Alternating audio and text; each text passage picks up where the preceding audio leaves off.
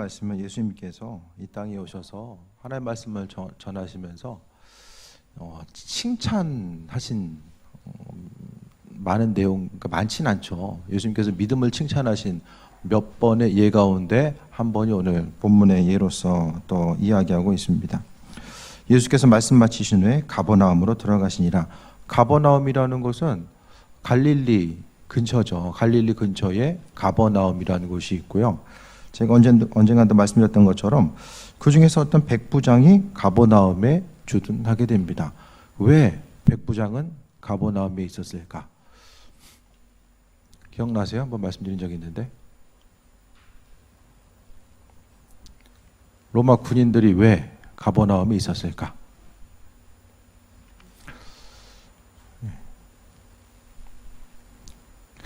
좀 역사적인 배경을 좀 알면은 좀 이해되는 부분들이 있어요. 가버나움에 있는 거, 그러니까 예수님 당시에 갈릴리 주변이라고 하면은 로마가 가장 걱정했던 것은 식민지 내에서의 반란입니다. 그런데 이 반란의 중심지가 이스라엘 전체적으로 봤을 때에 갈릴리 지역이 반란의 중심지예요.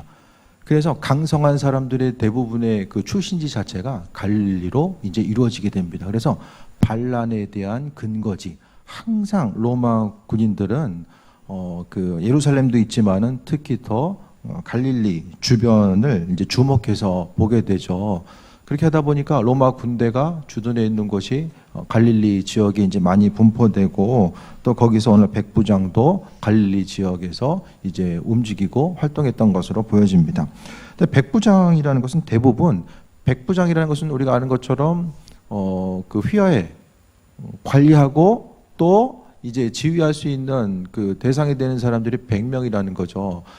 백부장의 위치에 올라갈 수 있는 것은 로마인들이에요. 대부분 로마 사람이어야지만이 백부장 위치까지 올라가게 되는데 이 백부장은 나중에 보게 되면은 사도 바울이 로마에 가서 복음 전하고 또 복음이 세계적으로 전파돼 가는 그 시기에는 로마인들이 복음을 듣고 복음에 열광했던 사람들이 생겨나지만은 하지만 이 시기 가운데서는 예수님께서 본격적으로 활동했을 때에 많은 사람들이 예수님을 정치적인 어떤 지도자 아니면은 메시아 중에 한 사람일 거라고 생각했었던 그 사람. 그러니까 이 당시 보면은 예수님 당시에도 예수님 말고도 스스로는 메시아라고 자칭하는 사람들 또 저 사람은 메시아일 거라고 생각하는 다른 사람들이 여기는 사람들이 몇몇이 있었다는 거죠. 확신할 수 없는 상황 가운데서 백부장은 예수님을 향한 믿음을 보이게 됩니다. 로마인, 이방이었던 그가 그 동일하게 예수님이 함께 그 있었던 유대인들도 예수님에 대해서 정확한 정체성 자체를 모르고 있었던 이들이 많이 있었는데 오늘 본문 가운데서 백부장은 정확하게 예수님에 대해서 누구인지 깨달아 알고 또 하나님 아들 되심에 대해서 깨달아 아는 그 믿음의 그 입술의 고백을 오늘 본문 가운데 보여주고 있습니다. 2절 보면 어떤 백부장이 사랑하는 종이 병들어 죽게 되었더니라고 합니다. 그러니까 이 당시에 보면 문화권 가운데서 보면 종은 별로 이렇게 사람 취급을 안 했어요. 그러니까 백부장으로서 종이 죽고 안 죽고에 대해서 사람의 이제 됨됨이와 성향이 나타나게 돼요. 그래서 종이 병들어 죽게 되었을 때에 이 백부장은 이제 예수의 소문을 듣게 되었다라고 3절을 통해 이야기합니다. 예수의 소문을 듣고 유대인의 장로 몇 사람을 예수께 보내어 오셔서 그 종을 구해 주시기를 청한지라라고 이야기합니다. 그랬을 때 4절에 이에 그들이 예수께 나와 간절히 구하이르되 이 일을 하시는 것이 이 사람에게 합당하나이다. 유대인들은 로마는 식민지에 있어서의 다스리는 사람들, 또 유대인들은 피식민지 계층으로서 서로 친할래야 친할 수 없는 이 관계성 가운데 놓여있던 것이 이 백부장과 또 유대인의 부류로서 나타나게 됩니다. 그런데 우리가 한 가지 더 생각해 봐야 될 것은 이 당시에 유대인들이 이방인들을 어떻게 생각했습니까? 이렇게 모여서 있잖아요. 그러면 이제 사람 계수를 하잖아요.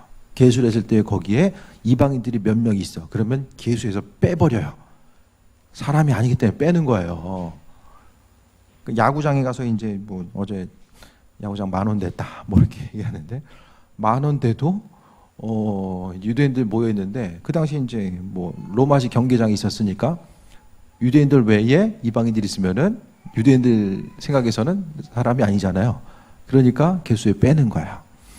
사람이 아닌데 백부장하고 이렇게 교제하고 또 유대인들 장로들, 그러니까 유대인들의 지도층이었던 사람들이 예수님과 관계가 있었던 사람들이겠죠. 예수님에 대해서 호의적이었던 그 사람이 가서 이 백부장은 우리에게 합당하다라고 이야기해요. 이거는 뭐냐? 로마인을 사람으로 인정한 거예요. 하나님의 은혜 가운데 구약에서 보면은 하나님의 선민, 선택된 백성인 이스라엘 민족, 오로지 이스라엘 야곱의 백성인 우리들, 아브라함의 자손인 우리들만 하나님과의 관계성 가운데 사람인 거예요. 사람이 사람 되면 말을 하고 어떤 관계성 가운데 있고 생각해서 사람이 아니라 하나님과의 관계성 가운데 있을 때 그 사람이 바로 사람 된다라는 거예요. 유대인들이 생각 가운데서는. 그런데 오늘 본문을 통해서 그러니까 백부장 예를 통해 보게 되면 예수님께 인정받기 전에 먼저 사람에게 인정받았다. 그것을 보게 됩니다. 하나님 보시기에 선한 사람, 신실한 사람은 주변 사람들로부터 인정받을 수밖에 없어요. 하나님과는 친밀한데 주변 사람들이 생각하기에 뭔가 좀 거리낌이 되는 사람, 그건 있을 수가 없다라는 거예요. 그러니까 결국 그 기독교인의 신앙 자체는 관계를 벗어나서는 도무지 있을 수 없어요. 그러니까 말씀 한 구절 한 구절이 계속 말씀드리지만 관계를 떠나서는 말씀이 내게 피부로 다가오는 구절들을 별로 찾을 수가 없다라는 거예요. 하나님은 끊임없이 그분과 나와의 1대1의 관계성 가운데서만 말씀을 이해하는 것이 아니라 오로지 사람들과의 관계, 하나님과 나와 주변 사람. 시편의 대부분의 구도도 어떻게 되죠? 하나님과 나와 사람. 하나님과 나와의 1대1의 구도 가운데 시편의 내용이 없어요. 욥기도 마찬가지고 나머지 성경에 보면은 하나님과 나와 또 누군가가 있어요. 이런 삼각의 관계들이 얽혀서 하나님과의 관계성이 이루어지는 이런 과정들을 보게 됩니다. 예수의 소문을 듣고 유대인의 장로 몇 사람을 예수께 보냅니다. 오셔서 그 종을 구해 주시기를 청한지라. 자기가 직접 가면 되지. 왜 시켜요? 그런 생각 안 해보세요? 심지어 예수님이 그래 내가 고쳐주러 갈게 했는데 안 오셔도 됩니다. 어떻게 생각하세요? 본인이 직접 가면 되지. 장로들을 몇 사람을 예수님께 보내가지고 구해주시기를, 그것도 본인이 아픈 것도 아니고 종이 아픈데 그 종을 좀 치유해 주시길 원합니다라고 중간에 대리자를 시켜서 이야기하잖아요. 계속해서 보겠습니다. 5절에 그가 우리 민족을 사랑하고 또한 우리를 위하여 회당을 지었나이다. 회당이라는 것은 유대인들이 성전 공동체가 무너져요. 성전 공동체가 이제 이스라엘 민족들이 587년에 완전히 남유다까지 망하고 나서 성전이 완전히 회파되죠. 그러면서 끌려가면서 이들에는 더 이상 제사를 드릴 수가 없어요. 에스겔서에 보면은 좀 예배를 드렸다는 내용이 있지만은 그들이 예루살렘 성전에서 드렸던 예배와는 비교할 수 없을 정도의 보잘것없는 예배, 작은 규모의 예배였던 거예요. 그렇게 하다 보니까 이들은 회당이라고 하는, 그러니까 포로기 후기부터는 말씀이 강조가 돼요. 예배를 못 드리니까 말씀을 연구하고 또 말씀을 적용하고 하는, 그래서 이제 그 성경에서의 서기관 그룹들, 말씀을 연구하는 서기관 지혜자의 그룹들이 더 이제 수면 위로 부상하게 됩니다. 그래서 이방인 유대인들이 이제 흩어졌을 때 각 곳곳에서 성전 공동체를 이루지 못하니까 회당이라는 거. 회당은 유대인 남자 10사람 이상만 모이면 회당을 구성하게 돼요. 회당으로부터 모든, 그러니까 요람에서부터 무덤까지 모든 일들이 이루어지는 것이 바로 회당입니다. 회당을 중심으로 해서 어떤 경조사의 모든 것들이 다 회당을 통해서 이어져요. 그러니까 회당을 지었다라는 것은 이스라엘 공동체 가운데 아주 중요한 일들을 행했다라는 거죠. 그것뿐만 아니라 회당을 지은 것 자체는 우리 민족을 사랑하고 또한 우리를 위해 회당을 지었나이다. 도대체 백부장이 뭘 어떻게 했길래 그 반란의 그 가능성을 생각하면서 그 자리에 와 있었던 백부장이 어떻게 했길래 그 유대인들은 백부장을 보면서 우리 민족을 사랑하는 사람이다 이렇게 느낄 수 있었을까요? 심지어는 사람으로 생각해서 하지 않았던 그가 어떻게 우리를 사랑하는 사람이다. 그러니까 신앙인들은 어디서 무엇을 하든지 간에 내가 있는 그것이 나로 인해서 빛날 수 있어야 돼요. 우리가 어디 가서 자체 발광해가지고 이게 비춰지는 것이 아니라 하나의 은혜의 빛을 우리가 주변 세상을 통해서 반사시킬 수 있는 그거. 우리 자신 속에서 아무리 선한 것이 나와봤자 순간적으로 나올 수 있는데 이게 계속될 수는 없어요. 사람의 인간적인 연약함과 나한테 잘해주는 사람에게도 좀 잘해줄 수 있는데 나로 하여금 힘들게 하는 그들을 향해서 우리가 조그만 거라도 할 수 있습니까? 예? 다른 사람들에 대해서 판단했을 때 어떻게 판단합니까? 다른 사람들이 내가 죽을 죄를 져가지고 다른 사람들 판단합니까? 대부분 생각이 달라서 그래요. 옳고 그름의 문제로 인해서 다른 사람들을 판단하는 것이 아니라 정죄하는 것이 아니라 생각의 차이. 생각의 차이로 인해서 우리가 대부분 다른 사람들에 대해서 판단하고 정죄하고 살아가는 것이 바로 대부분 우리의 그 관계성 가운데 놓여 있는 모습입니다. 우리가 생각했을 때 나도 모르는 사이에 돌아보게 되면 다른 사람들 어느 순간 정죄하고 있고 대부분 똑같은 일들을 가지고 이 사람은 이렇게 생각하고 난 이렇게 생각해요.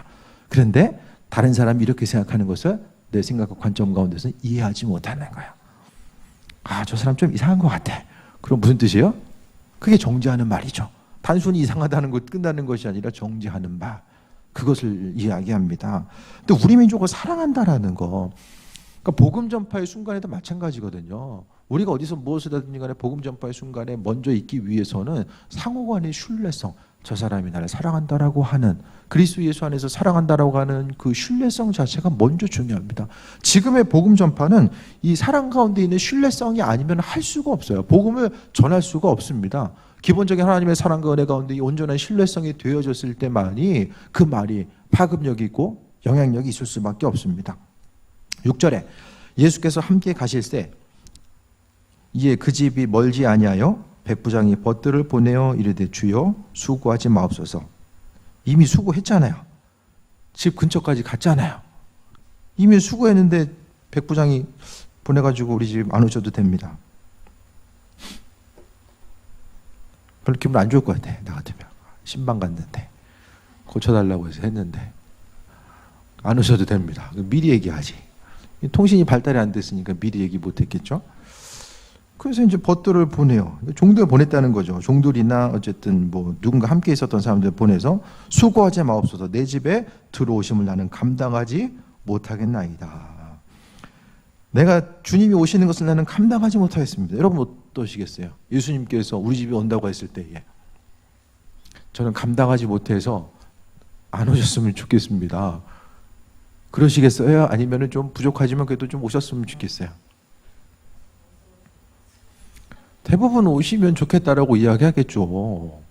예수님인데. 예수님은 지금 누가복음 7장에서의 예수님은 지금 이제 세계적으로 뜨고 있는 방탄소년단에 누렸던 그 인기와 버금가는 그 인기를 유대 땅에서 누리고 있었던 것이 예수님이에요. 예수님과 누가 얘기했다, 치유를 받았다, 그러면은 정말로 그 영광스러운 자리, 사람들이 이야기하는 거, 그 위치에 있는 것이 바로 예수님이거든요.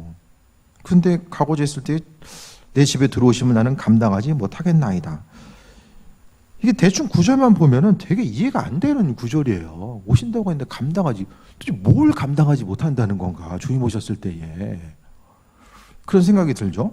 7절에 그러므로 내가 주께 나아가기도 감당하지 못할 줄을 알았나이다. 내 집에 오는 것도 그렇고 내가 주님 만나는 것도 내가 감당이 안 돼요. 이게 뭘 얘기할까요? 그런데 예수님이 그러니까 이제 7절에 보면 말씀만 하사 내 하인을 낫게 하소서라고 이야기하면서 8절에 덧붙이는 것이 내게도 남의 수호에 든 사람이요 나도 그 다음에 내 아래도 병사가 있으니 이더러 가라 하면 가고 저더러 오라 하면 오고 내 종도 이것을 하라면 하나이다. 근데 예수님께서는 칭찬하시면서 이스라엘 중에서 이만한 믿음은 만나보지 못했노라 하시더라라고 합니다. 오히려 기분 나빠하신 것이 아니라 이스라엘 중에서 이만한 믿음은 내가 본 적이 없다. 예수님께서 대부분 사람을 칭찬하신 것은 믿음 가지고 칭찬하세요. 우리가 생각하는 것보다 훨씬 더 많은 비중을 예수님은 믿음에 둔다라는 것을 이야기합니다. 두 가지를 이야기하고 있어요. 예수님께서 이만한 믿음, 그것을 기뻐하신 것은 두 가지입니다. 첫 번째는 오늘 본문 가운데서 몇 가지 이제 내용들, 이게 지금 백부장의 행동을 보면 최대한 예수님 안 만나려고 하잖아요. 얼굴 마주치지 않으려고 하잖아요. 보려고 하는 것이 아니라 안 마주치려고 힘쓰는 모습을 표현은 좀 이렇게 돌려서 이야기하고 있지만은 내가 감당하지 못하겠습니다라고 이야기하면서 돌려서 이야기하고 있지만은 결론적으로 예수님을 좀 만나는 것을 어려워하고 있어요. 왜 그럴까? 이것은 베드로가 이방인들 만나지 않으려고 했던 거와 똑같은 거예요. 결론적으로 이야기하면 예수님을 배려한 거예요. 예수님도 최대한 사역을 하시면서 유대인들 상황 가운데 맞춰주시고 그들을 향해서 책망한 모습도 있었지만은 그래도 구설수가 있을 그 상황들을 피하시고자 하셨던 모습들도 보게 돼요. 세금 논쟁이 있었을 때에 가이사의 것은 가이사에게, 하나님의 것은 하나님에게 이야기하잖아요. 그러니까 예수님이 그 떠오르고 있는데 하나의 구설수가 뻥 하고 터지면은 복음 전파의 사역에 좀 지장을 받을 수 있다라고 오늘 백부장은 생각한 거예요. 그러니까 유대인들 가운데서 오죽했으면은 예수님께서 베드로에게 땅끝까지 이르러 복음의 증인되어야 되라고 했을 때에 제자들은 대부분 땅끝 자체가 이스라엘 내에서의 땅끝을 생각했지 이방 지역까지는 전혀 생각하지 못했어요. 그러니까 유대인 공동체 내에서의 땅끝을 생각했다라는 거예요. 그런데 그들이 갑자기 안디옥이라고 하는 곳에서 성령 체험을 하고 사람들이 변화돼서 그리스도 예수를 알아간다는 소문을 듣자 깜짝 놀라게 되는 거죠. 그것을 보고서 이제 확인하고자 베드로가 움직이는 모습을 보게 되잖아요. 그러니까 믿는 자로서 우리들이 돌아봐야 될 것은 백부장은 예수님을 배려한 것. 그러니까 예수님이 이방인과 만나서 교제하고 그 종을 고쳐줬다라는 소식이 이 소문이 그 다른 사람들에게 퍼졌을 때에 예수님과의 그 사역의 어려움이 생길 것에 대해서 미리 염려한 거죠. 그러니까 본문은 주변 사람들 보내고 우리 집에 가는 거. 그러니까 그 집에 가면은 밥 먹고 식사하고 집에 가는데 병만 고쳐주고 딱 올 수 없잖아요. 그래도 식사 한 끼라도 좀 대접하면서 같이 나눠야 되잖아요. 이방인과 같이 밥을 먹는다. 오죽했으면 베드로가 나중에 보게 되면은 이방인과 함께 모여 있을 때에 예루살렘에서 사람들이 왔을 때에 야고보가 보낸 사람들이 왔을 때에 피하잖아요. 어찌할 바를 모르잖아요. 베드로가 누굽니까? 사도행전에서 보게 되면 갈라디아서인가요? 사도행전 예루살렘 교회의 3대 기둥 베드로와 야고보, 요한 그 지도자였었던 그 셋 중에 한 사람인데 밥 먹고 있는 거 들킬까봐 그렇게 숨을 수밖에 없는 그 안타까운 모습. 그것이 이제 그 갈라디아에서 나올 거예요. 바울이 지나간 얘기를 회상하면서 이렇게 언급하고 있는 내용들을 보게 되잖아요. 먼저는 예수님을 배려하고자 했었던 백부장의 마음이 본문 가운데 담겨져 있는 거예요. 그래서 예수님 친히 오시지 않아도 말씀만 하셔도 나을 줄 믿습니다 라고 합니다. 제가 믿음의 원리, 치유적인 부분에서도 믿음의 원리가 있다라고 하죠. 그러니까 성경에 보게 되면은 그 혈류병 걸린 여인이 예수님에 대해서 예수님의 옷자락만 만질 수 있으면 내가 치유받을 수 있다라고 하는 그 믿음. 이게 어떤 믿음이라고 했어요? 이게 창조적인 믿음이에요. 창조적인 믿음. 없던 것. 그 이전에는 예수님께 가지고 좀 기도받고 예수님의 어떤 행동이 있어야지만이 내가 치유받을 수 있다라고 대부분 생각했는데 이 한 사람은 그것을 넘어서서 옷자락만 만져도 내가 치유받을 수 있다라는 그 창조적인 한 단계 더 나아가는 믿음이 더 생긴 것이고 더 발전돼서 여기 백부장의 믿음은 어떤 믿음이냐? 말씀만 하시면 아무것도 안 하셔도 돼. 그냥 말씀만 하시면 치유받을 수 있다라고 하는 그 한 단계 더 나아간 믿음의 발전이라고 하면 좀 모순이 있을지 모르겠지만 한 단계 진보된 믿음 자체를 오늘 본문을 통해서 이 백부장은 보인 거예요. 그러니까 이전에는 아무도 이 생각을 못한 거예요. 주님께서 말씀만 하시면 치유받을 수 있다는 사실 자체를 아무도 가질 수 없었던 그 믿음. 우리도 마찬가지죠. 이 세상을 살아감에 있어서 기도하는 것도 마찬가지예요. 주님의 치유와 회복도 그냥 내가 하나님께서 어떤 하실 수 있는 일이 있고 하실 수 없는 일이 있고 어떤 육신적인 치유의 현장에 있을 때도 하나님 기도하면은 그래도 그 의술 병원에서의 치료 받는 순간 하나님이 조금 더 도와줬으면 좋겠다. 그 정도 선에서 이해하는 사람이 있고, 내가 하나님께 간구했을 때 하나님께서 지키시고 인도하실 것, 친히 회복하심에 대한 그 믿음이 있는 사람들. 그러니까 우리가 가지고 있는 것은 신앙인이 가진 유일한 무기는 믿음입니다. 오늘 백부장은 그걸 사용한 거예요. 믿음의 원리를 사용해서 그는 선포한 것이고, 예수님은 그 믿음의 원리 가운데 움직인 거죠. 예수님은 그분이 움직이신 가운데 그분이 사람들을 긍휼히 여기시고 불쌍히 여겨서 치유하시고 은혜로 베푸르신 것도 있지만은 대부분 믿음이 있느냐를 물어보셨어요. 사람이 여기 나와 있는 백부장의 종도 죽었을 거예요. 나사로도 살았다 죽었어요. 어차피 죽어요. 죽고 사는 문제가 우리는 중요한데, 그것보다 중요한 것은 예수님은 영원한 생명, 그 사람은 얼마나 그 믿음이 있는가. 그러니까 여기를 통해서 백부장은 종이 치유받음을 통해서 예수 그리스도가 누구인지에 대해서 더 각인이 된 거예요. 믿음이 있기 때문에 은혜를 경험하고, 은혜를 경험하니까 믿음이 생기고, 믿음 없으니까 선포하지 못하고, 선포하지 못하니까 믿음을 체험하지 못하고, 또 믿음도 안 생기고, 믿음의 선순환되는 삶을 살 것이냐 아니면 악순환되는 삶을 살 것이냐, 그거 하나의 이제 문제입니다. 9절 다시 봅니다. 예수께서 들으시고 그를 놀랍게 여겨 돌이키사. 예수님께서 어떻게 여기셨어요? 놀라셨어요. 예수님 누구 때문에 놀라요? 사람 때문에. 사람 때문에 놀라요, 예수님이. 창조주 하나님의 아들이 사람 때문에 놀랐어요. 아니, 어떻게 저런 말을 할 수가 있지? 저런 믿음의 분량을 어떻게 보일 수 있지? 그것 때문에 놀란 거예요. 이거는 예수님을 감동시킬 수 있는 것을 넘어서서 예수님을 놀라게 만들었다. 그 창조적인 믿음을 오늘 백부장은 보인 거예요. 그래서 그를 놀랍게 여기사. 우리는 어떻습니까? 우리가 가지고 있는 믿음의 분량은 어떻습니까? 믿음으로 선포하는 일들 가운데서 우리가 믿음으로 선포한다는 건 참 어떻게 생각하면은 좀 뜬금없죠. 그냥 뜬금없고, 그냥 허공을 가르고, 어떻게 생각하면은 좀 믿음의 입술의 고백과 또 허황된 거. 어떻게 생각하면 믿음이라는 것이 좀 허황돼 보이기도 할 때가 있어요. 믿음으로 선포하고 나아간다는 거. 믿음으로 선포했을 때, 아유, 그게 되겠어? 백부장이 그 얘기했을 때에 어떤 사람들은 분명히 옆에서 비웃는 사람이 있었을 거예요. 대놓고 아니더라도 비웃는 사람이 있었을 거예요. 예수님도 비웃음 당하셨잖아요. 나사로한테 죽어서 냄새나는 나사로가 나와라 했더니 그거 듣고 얼마나 사람들이 조롱했을까요? 그런데 이루어지잖아요.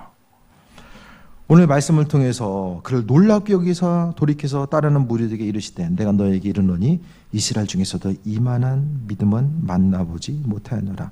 이스라엘 중에서 만나보지 못했다는 것은 세계적으로 만나본 적이 없다라는 거예요. 예수님과 연결되어서 이만한 믿음을 만나보지 못하였더라 하시더라라고 이야기합니다. 그러니까 예수님을 감동시킬 수 있는 온전한 믿음. 우리 믿음도 항상 우리 신앙생활, 우리의 삶의 여정, 직장에서든지 학교에서든지 각각에 속해 있는 곳에서 우리 이 믿음의 원리가 작동을 해야 됩니다. 아니, 세상 가운데 우리가 할 수 있으면 하고 못하면은 어쩔 수 없고 포기하고, 그럼 어떻게 살아가요? 믿음으로서 살아간다는 것 자체는 항상 하나님의 도우심과 인도하심, 그분께서 행하실 수 있는 일들에 대한 신뢰함이 없이는 신앙생활하는 것 자체가 무슨 의미가 있겠습니까? 세상 사람들이 된다고 하면 되겠네? 이거 힘들다고 하면은 안 되겠네? 그럼 신앙인들과 비신앙인들이 다를 게 무엇이 있겠습니까? 믿는 이들에게는 항상 눈에 보이는 물질 세계는 사람들로 하여금 보여지는 원리, 어떤 근거로 될 수 있는 어떤 것이 있으면 믿을 수 있는데 그 확실한 근거를 대지 못하면은, 이성적인 과학적인 근거를 대지 못하면 이것이 불가능한 것으로 다가오는 이때. 하지만 신앙적인 것과 과학적인 것의 근거는 계속해서 무너진다라고 제가 말씀드렸죠. 그러니까 앞으로 영화들도 제가 어벤져스 얘기 드렸잖아요. 신앙의 영역과 과학의 영역이 점점 더 허물어진다. 그래서 앞으로는 과학의 영역이 신앙의 영역을 이론적으로 뒷받침해 주는 시기가 점점 더 다가오게 돼요. 앞으로 시대가 발전하면 발전할수록 어벤져스 엔드게임 보세요. 보시면 이 지금 제가 말씀드렸던 그 원리들이 뭔지를 아실 거예요. 정말 그거 보면서 이 신앙과 과학의 영역들이 이렇게 허물어지는구나. 그런 걸 정말 피부에 느꼈다니까요.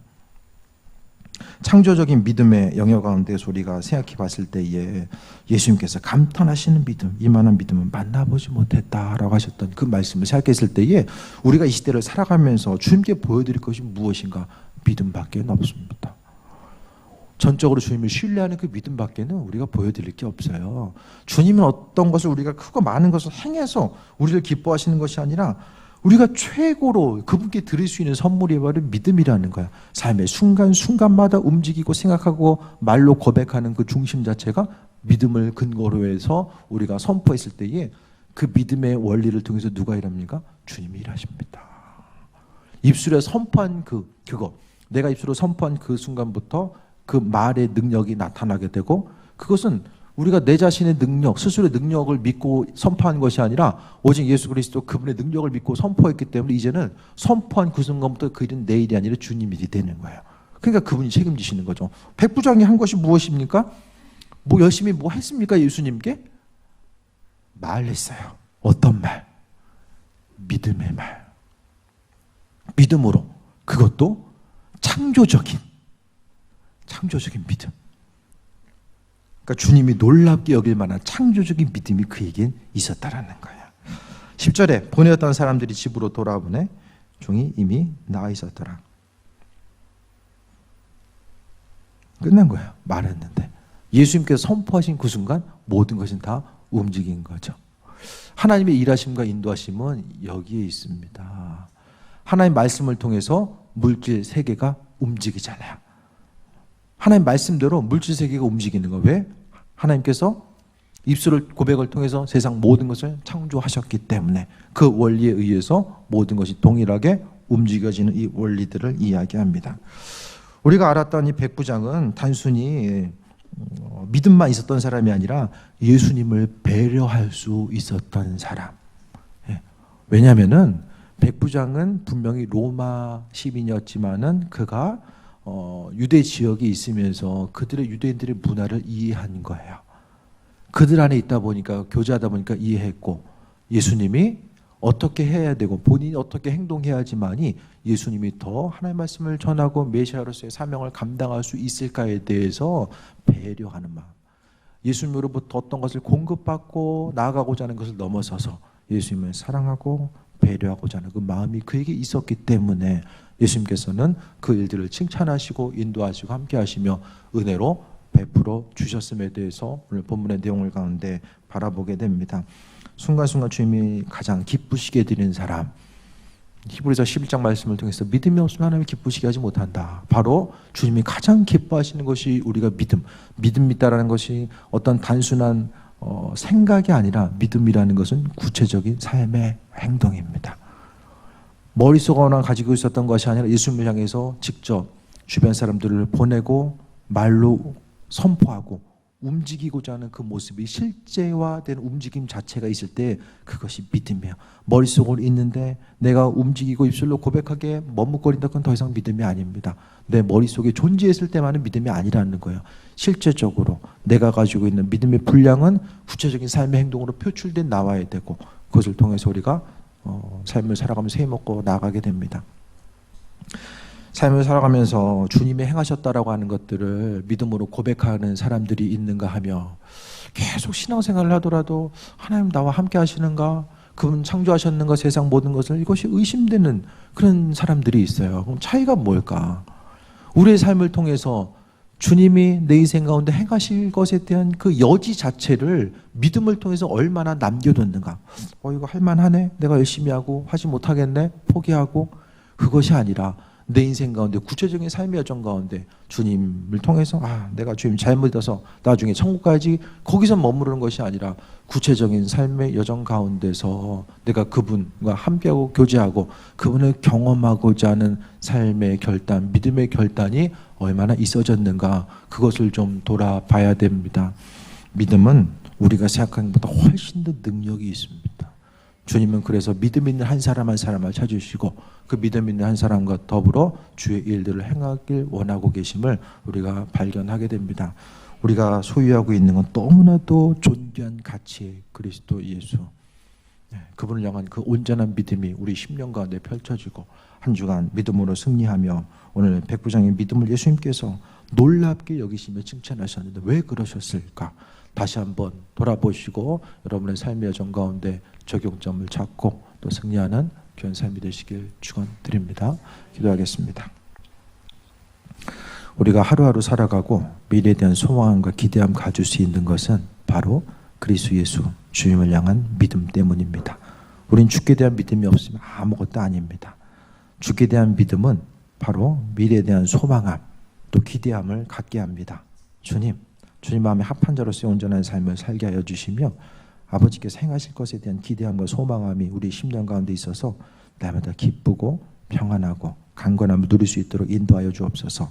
주님을 기쁘시게 드릴 수 있는 것은 우리의 믿음밖에 없습니다.